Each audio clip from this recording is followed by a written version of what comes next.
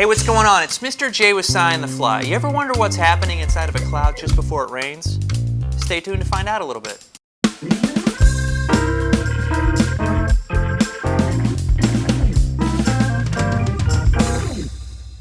So before we talk about clouds, let's talk a little bit about the water cycle. The water cycle being a cycle really doesn't have a starting point, but let's just call evaporation the starting point. Evaporation is where the liquid water changes into a gaseous water. We call that water vapor. And as water vapor rises in elevation, the temperature drops.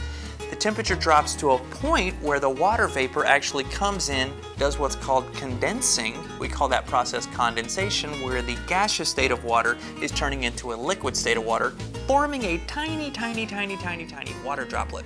Whenever you see a cloud, what you're looking at are tiny water droplets that are suspended in the air.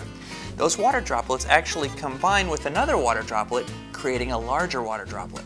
They combine with another little water droplet, making a larger water droplet, and that process keeps going until that water droplet is heavy enough to fall. Whenever that falls, we call that precipitation.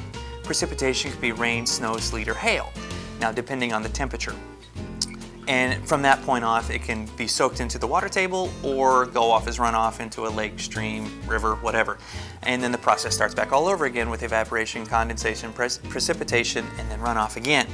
Now I have a quick little demonstration here involving some wax paper, water, and a toothpick. Now this demonstrates what's happening in the air. Like I said, the water vapor rises, cools, condenses, creating tiny water droplets. Now I use wax paper because it's hydrophobic. Hydrophobic means that it's repelling the water. Now I have my cloud here, this tiny water droplets that are all over the place. Take your toothpick and you can move the droplets around the wax paper.